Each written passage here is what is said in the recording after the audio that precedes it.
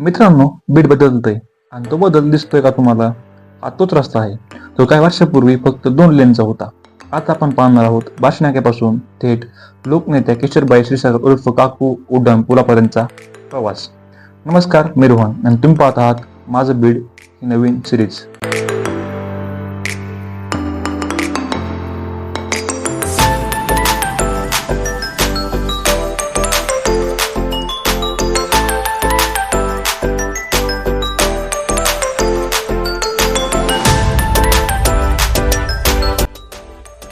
सध्या आपण आहोत बाशनाका परिसरात. येथे अजून काम सुरू आहे.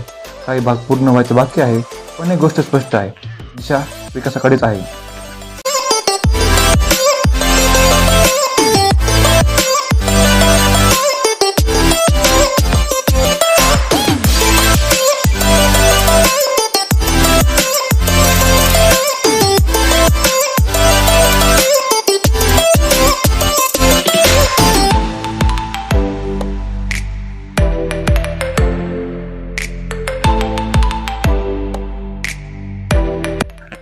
आणि मित्रांनो, आता आपण आहोत परळी बीड हायवेवर. पूर्वी फक्त 2 लेन, एक जाण्यासाठी आणि एक येण्यासाठी. आज हा रस्ता 6 लेनमध्ये विकसित होत आहे. राईड आता जास्त स्मूथ, जास्त आरामदायी आणि जास्त सुरक्षित झाली आहे.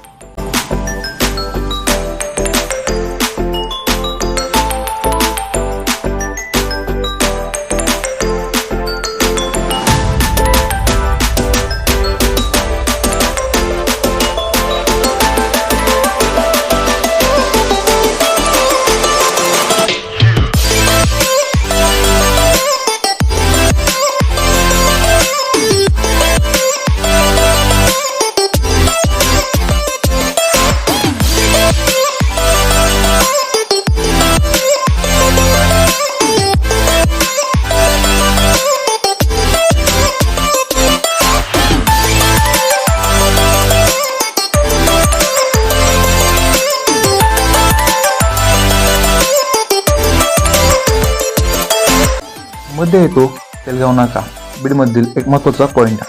हा फक्त चौक नाही, हा व्यापार, शिक्षण आणि दैनंदिन जीवनाचा मुख्य पॉइंट आहे. इथे रस्ता रुंद होतोय, ट्रॅफिक सुधारते, म्हणजे बीडचा वेग वाढतोय.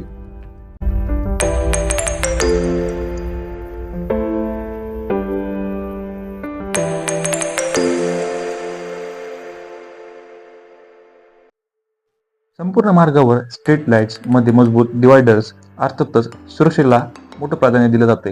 हा बदल फक्त रस्त्यांचा नाही, हा विचारसरणीचा बदल आहे. बीड नेहमीच मराठवाड्याच्या मध्यवर्ती ठिकाणी राहिले. तिथून जाणारे रस्ते परळी, लातूर, बार्शी, अंबाजोगाई यांना जोडतात. व्यापारासाठी, शिक्षणासाठी आणि दैनंदिन प्रवासासाठी हा मार्ग अत्यंत महत्त्वाचा आहे.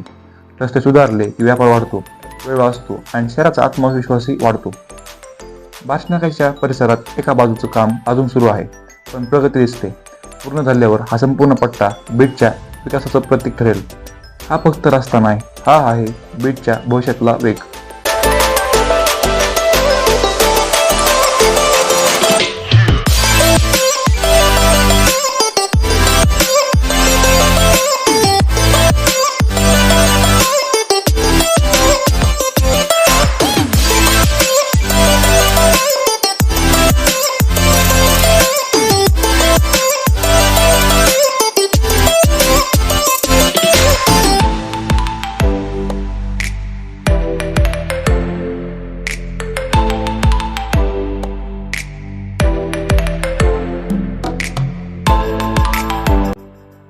आज रस्ता बदलतोय, उद्या संपूर्ण शहर बदलताना आपण पाहणार आहोत माझं बीड मालिकेत.